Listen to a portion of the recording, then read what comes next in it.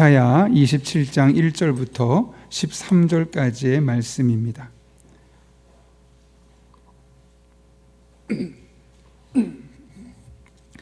우리 하나님의 말씀 다 같이 한 목소리로 봉독하겠습니다. 그날에 여호와께서 그의 견고하고 크고 강한 팔로 날랜 샘 리오야단 곧 꼬불꼬불한 뱀 리오야단을 벌하시며 바다에 있는 용을 죽이시리라. 그날에 너희는 아름다운 포도원을 두고 노래를 부를지어다. 나 여호와는 포도원 지기가 되며 때때로 물을 주며 밤낮으로 간수하여 아무든지 이를 해치지 못하게 하리로다. 나는 포도원에 대하여 노함이 없나니 찔레와 가시가 나를 대적하여 싸운다 하자 내가 그것을 밟고 모아 불사르리라. 그리하지 아니하면 내 힘을 의리지라고 나와 화친하며 나와 화친할 것이니라. 후일에는 야곱의 뿌리가 박히며 이스라엘의 움이 돋고 꽃이 필 것이라. 그들의 결실로 지면을 채우리로다. 주께서 그 백성을 치셨던들 그 백성을 친 자들을 치심과 같았겠으며 백성이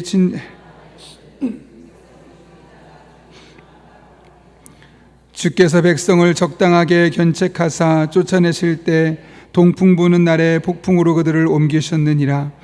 야곱의 불의가 소감을 얻으며 그의 죄 없이 함을 받는 결과는 이로 말미암나니 곧 그가 제단의 모든 돌을 부서진 횃돌 같게 하며 아세라와 태양상이 다시 서지 못하게 함에 있는 것이라. 대저 견고한 성읍은 적막하고 거처가 황무하며 버림받아 광야와 같은즉 송아지가 거기에서 먹고 거기에 누우며 그 가지를 꺾어 없이 하리라. 가지가 마르면 꺾이나니 여인들이 와서 그것을 불사를 것이라. 백성이 지각이 없으므로 그들을 지으시니가 불쌍히 여기지 아니하시며 그들을 조성하시니가 은혜를 베푸지 아니하시리라. 너희 이스라엘 자손들아 그나라 여호와께서 창이라는 과실을 떠는 것 같이 너희를 하나하나 모으시리라. 그날에 큰 나팔을 불리니 아수르 땅에서 멸망하는 자들과 애굽 땅으로 쫓겨난 자들이 돌아와서 예루살렘 성산에서 여호와께 예배하리라. 아멘. 기도하고 말씀 나누겠습니다. 거룩하신 아버지 하나님, 이 새벽에 우리를 주님 전에 불러주시고 깨어 기도하게 하신 은혜를 감사를 드립니다. 말씀 듣는 시간입니다. 우리의 피곤함은 물리쳐 주시옵고 성령으로 충만한 이 시간 하나님의 말씀이 내게 주신 말씀으로 들려지는 복된 시간으로 인도하여 주옵소서. 예수님의 이름으로 기도하옵나이다. 아멘. 이사야 27장은 24장부터 27장까지 이어지는 그 이사야의 예언을 마무리하는 장면입니다. 특별히 하나님께서 그 마지막에 이스라엘에게 구원과 회복의 날을 주시는데 1절을 보면 먼저 리워야단을 벌하시겠다, 그리고 죽이시겠다, 이거 이야기합니다. 우리 한번 1절 같이 읽어볼까요? 시작. 그날에 여호와께서 그의 견고하고 크고 강한 날로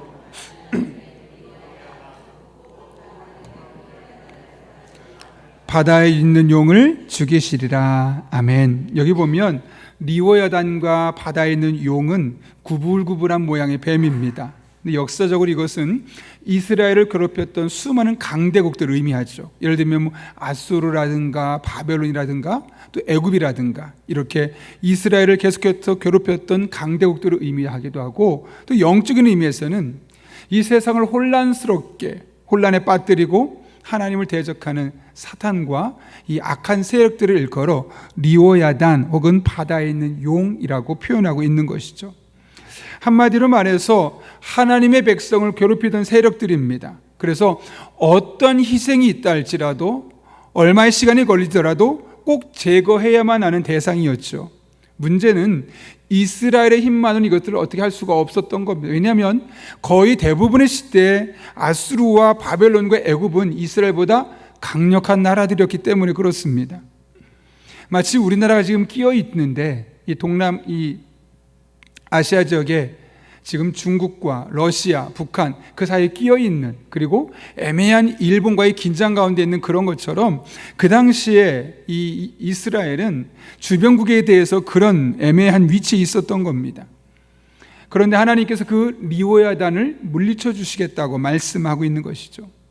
여러분, 그렇다면 하나님께서 이 리워야단, 다시 말하면 이스라엘 백성들을 괴롭히던 그 악한 세력들을 괴롭히는 이유는 무엇 때문일까요? 오늘 본문 2절과 3절은 이렇게 이야기하죠. 같이 한번 읽겠습니다. 시작. 그 나라에 너희는 아름다운 포도원을 두고 노래를 부를지어다. 나 여호와는 포도원 지기가 되며 때때로 물을 주며 밤낮으로 간수하여 아무든지 이를 해치지 못하게 하리로다. 아멘. 여기 보게 되면 아름다운 포도원을 두고라고 하죠. 여기는 말 그대로 이스라엘 백성들을 의미합니다. 사실 지금까지 이스라엘 백성들은 리워야단 때문에 황폐한 포도원과 같은 삶을 살았습니다. 그들 때문에 스트레스를 받아야 했고, 때로는 그들에게 조공을 바쳐야 되기도 했고, 심지어 나중에는 결국 멸망하게 되는 일을 경험하게 됩니다. 그런데 하나님께서 그 리워야단을 죽이시는 날에 다시 아름다운 포도원으로 돌아가게 될 것이라고 이야기하고 있는 것이죠. 여러분, 어떻게 그 일이 가능하겠습니까? 3절에 보면 나 여호와는 포도원지기가 되며, 다시 말하면 하나님께서 이스라엘 백성들에게 포도원지기가 되어주시기 때문에 그렇습니다.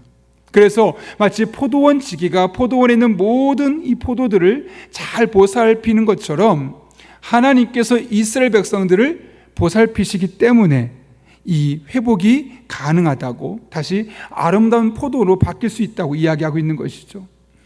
오늘 본문 3절을 보면 이렇게 되어 있습니다. 나 여호와는 포도원지기가 되며 때때로 물을 주며 라고 되어 있죠.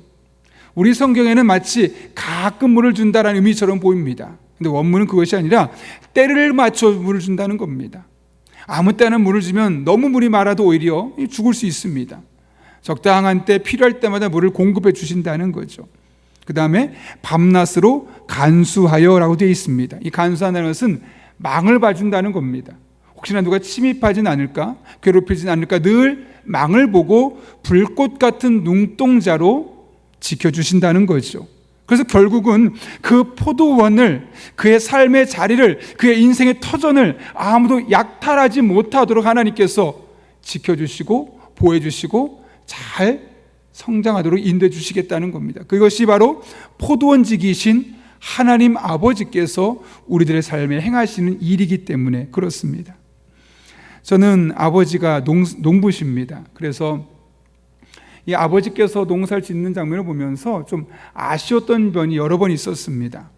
사실 여러분, 농사를 지어서 벌어들이는 수익은 아주 대주주간 이상은 그렇게 많지가 않습니다. 그런데 그 얼마 안 되는 수익을 위해서 하는 일은 너무나 많습니다. 아주 비견한 예, 단순한 예로 고구마를 심기만 해도요, 땅을 갈아 엎어야 되고요, 또 씨 고구마를 심습니다. 또 이외에는 것이 잘 자랄 수 있도록 초창기에는 풀을 뽑아주기도 하고, 또 줄기를 가지런하게 우리가 너무 무성하지 않도록 정리도 해줍니다. 고구마를 추수할 때도 마찬가지죠. 먼저 무성하게 엉켜있는 이 나무 가지들을 다 옆으로 정리를 해줍니다. 뽑아냅니다. 그리고 나서 땅속 깊이 박혀있는 고구마를 하나씩 우리가 호미로 건져내게 됩니다. 이게 끝이 아니죠. 혹시나 이 고구마가 상하지 않도록 조심스럽게 건져냅니다. 그리고 이렇게 다 이제 모아놓은 고구마는 다시 통에 담아서 가지고 돌아올 때까지, 사실 오랜 시간 동안, 수개월 동안 이어진 고구마 농사가 그제서야 끝나는 겁니다. 농사를 시작하는 순간부터 마치는 순간까지 한시의 관심도 놓지 않고 계속해서 그것이 잘 자라도록 보살피는 것이 바로 농부의 마음이죠. 하나님께서 마치 포도원에서 포도를 농사짓는 포도원지기 같은 마음으로 우리들을 돌아보시고 지켜보시고 안전하도록 인도해 주시겠다고 말씀하고 있는 겁니다. 이것이 바로 포도 농부신 우리 하나님께서 자녀인 우리들에게 행하시는 방식이죠.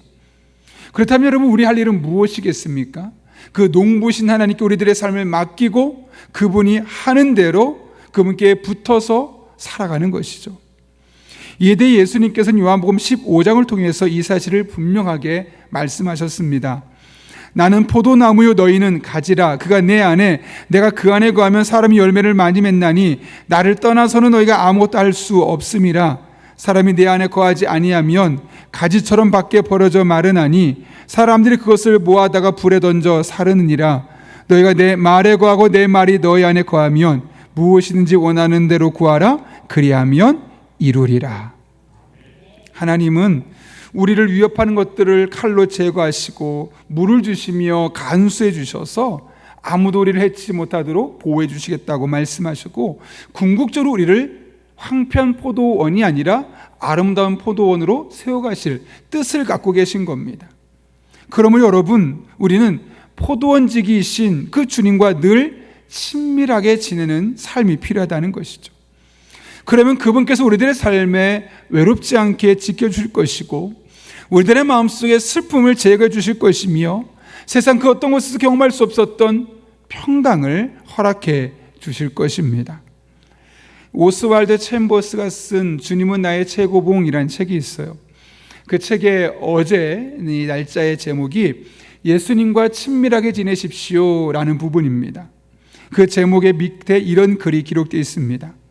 예수 그리스도와 친밀한 관계를 맺으면 우리는 결코 외롭지 않습니다. 또한 누군가로부터 동정을 받을 필요도 없습니다. 비통한 마음이 전혀 없이 언제나 넘치는 삶을 살 수 있습니다. 또한 예수님과 친밀한 관계를 유지하는 사람에게 주님은 말로 닿을 수 없는 평강을 주십니다 라고 이야기합니다. 여러분, 이 사실을 믿으시나요? 정말 우리가 예수님과 친밀한 관계를 맺으면 우리들의 삶은 원래는 외로울 수밖에 없고 누군가의 동정심을 받을 수밖에 없는 그런 안타까운 상황에 놓일 수 있고, 때때로 비통한 마음이 될 수 있고, 우리들의 마음속에 불안정할 수 있는데, 예수님과 친밀한 관계를 맺으면서 외롭지 않고 동정받지 않고 비통한 마음을 이겨낼 뿐만 아니라 세상 그 어떤 곳에서 경험할 수 없었던 평강으로 살아갈 수 있다는 사실을 믿으십니까? 정말 믿으십니까? 그렇다면 우리는 그 주님께 딱 붙어서 그분과 함께 호흡하며 일상을 살아가는 겁니다. 그러면 그분 안에서 주신 하나님의 은혜가 우리에게 흘러 들어와서 좀 전에 이야기했던 것처럼 이런 은혜를 경험할 수 있는 것이죠. 실제로 제가 이 오스왈드 챔버스가 쓴 주님은 나의 최고봉이라는 책을 가지고 계속 누군가 이제 그분이 읽으면 저도 글을 코멘트하고 그런 식의 시간을 보낸 적이 있습니다. 참 놀라운 것이 매일매일 그분의 삶이 변화가는 것이 느낍니다. 그러면서 이렇게 살고 싶고 저렇게 살고 싶습니다. 정말 주님 안에서만 할 수 있는 생각들을 하는 겁니다. 만약 주님이 가까이 있지 않으면 전혀 하지 않았을 생각, 원래 본능대로 살아가고 본능대로 말하고 행동해야 되는데 사고방식 자체가 바뀌는 겁니다. 이런 삶을 살고 싶습니다. 이렇게 살 수 있도록 기도해 주세요. 그걸 보면 너무너무 힘이 되고, 이 오스왈드 챔버스가 썼던 이 말이 그냥 듣기 좋은 말이 아니라, 아니 오스왈드 챔버스 같은 영적인 탁월함을 가진 사람만 경험할 수 있는 것이 아니라 아주 연약하지만, 그래서 하나님의 도우심이 없이는 살아갈 수 없는 자들 또한 경험할 수 있는 영적인 진림을 다시 확인할 수 있었습니다. 바라기는 저 여러분이 잘 주님 안에서 주님과 함께 붙어 살아갈 때 이런 은혜를 날마다 순간마다 경험할 수 있기를 예수님의 이름으로 축원합니다. 시편 16편에서 다윗이 고백했던 말, 내가 여호와를 항상 내 앞에 모심이요 그가 나의 오른쪽에 계심으로 내가 흔들리지 아니하리로다. 여러분, 우리를 흔드는 시간이 얼마나 많습니까? 얼마나 다양한 상황과 다양한 사람들이 우리를 흔듭니까? 그런데 하나님을 내 앞에 항상 모시면, 항상 그분과 동행하고 그분 안에 거하려고 몸부림치다 보면 어떤 사람에게도 흔들리지 않고 어떤 상황에도 흔들리지 않고 우리는 하나님 앞에서 주신 일상의 삶을 살아갈 수 있다는 거죠. 바라기는 이 다윗의 고백이 오늘 저 여러분의 고백이 될 수 있기를 예수님의 이름으로 축원합니다. 하나님께서 리워 야단, 즉 하나님의 백성들을 괴롭히던 나라들을 무너뜨리겠다고 말씀하셨습니다. 그것만 보면 하나님께서 우리를 사랑하는 것은 너무 좋은데 너무 일방적이고 편향적이지 않을까, 또 너무 폭력적이지 않을까? 굳이 죽인다 막 이런 말 쓰실 필요가 있을까? 그냥 경고만 하면 된다라고 하면 좋겠는데, 그래서 매우 폭력적인 분처럼 느껴집니다. 그러나 하나님의 진정한 뜻은 그곳에 있지 않습니다. 더 높고 깊은 뜻이 있죠. 오늘 본문 4절에 그 하나님 뜻이 담겨 있는데요, 한번 읽어보면 이렇습니다. 나는 포도원에 대하여 노함이 없나니 찔레와 가시가 나를 대적하여 싸운다 하자 내가 그것을 밟고 모아 불사르리라. 하나님께서는 찔레와 가시 같은 적들을 모으고 불사르겠다고 말씀하십니다. 정말 악소리가 날 만큼 적들을 망하게 하신다는 거죠. 그럼 왜 그렇게 하실까요, 여러분? 오늘 본문 5절과 6절 말씀 함께 읽겠습니다. 시작. 그리하지 아니하면 내 힘을 의지하고 나와 화친하며 나와 화친할 것이니라. 후일에는 야곱의 뿌리가 박히며 이스라엘의 움이 돋고 꽃이 필 것이라. 그들이 그 결실로 지면을 채우리로다. 아멘. 4절은 경고입니다. 이렇게 하겠다. 내가 마치 찔레와 가시 같은 너희를 밟고 모아 불사르겠다. 그런데 만약 그렇게 하지 않으면 5절에서 내 힘을 의지하고 나와 화친하며 나와 화친하게 될 것이다. 다시 말하면 하나님께서 결국 찔레와 가시가 썼던 이스라엘 백성들을 괴롭혔던 강대국들 또한 하나님과 화친하기를 원하심을 알 수 있는 것이죠. 악한 자들에 대해서 강력하게 경고하고 때때로 그들을 강하게 심판하시겠지만 이를 통해 그들이 하나님께 돌아와서 하나님과 화친하기를 원하시는 것, 이것이 바로 하나님 아버지의 마음이라는 것이죠. 그래서 6절 보면 그래서 그들의 삶의 자리 야곱의 뿌리가 박히며 움이 돋고 꽃이 피고 그 결실로 지면을 채우는 하나님의 나라가 그곳에도 임하는 것, 이것이 하나님의 궁극적인 목적인 겁니다. 그래서 오늘 본문을 보게 되면 나와 화친하며 나와 화친할 것이라, 두 번에 걸쳐서 하나님의 마음이 어디 있는지 분명하게 보여주고 있는 것이죠. 이럴 때 우리는 하나님 아버지의 마음이 어떤지 분명히 알 수 있습니다. 실제로 바울이 디모데에게 디모데전서 2장 4절에 이렇게 이야기하지 않았습니까? 하나님은 모든 사람이 구원을 받으며 진리를 아는 데 이르기를 원하시느니라. 어떻게요? 모든 사람이 구원을 받기를 원하신다는 거죠. 어떤 사람일까요? 여러분, 여기서 말하는 모든 사람은 당연히 하나님을 대적하는 모든 사람이 들어가겠죠. 우린 종종 나를 힘들게 하거나 우리 기독교적인 가치를 거부하는 세력들을 볼 때 그들이 하나님의 심판을 받아서 아주 철저하게 무너지기를 바라기도 합니다. 예를 들면 오늘이 지금 8.15 광복절 아니겠습니까?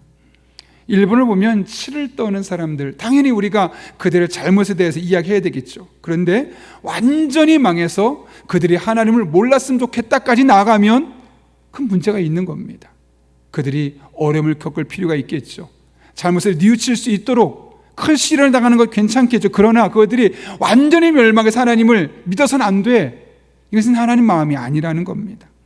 북한에 대해서도 마찬가지고 정치적인 내와 견해가 나가 다르다고 상대편이 죽도록 미워하는 것은 잘못될 수 있다는 거죠. 하나님은 그 상대방이 완전히 파멸되고 멸망하는 것이 목적이 아니라 궁극적인 그런 과정을 통해서 하나님께로 돌아와서 하나님과 화친하는, 하나님과 화해하는 자가 되기 원하는 것이 하나님 아버지의 마음이라는 겁니다.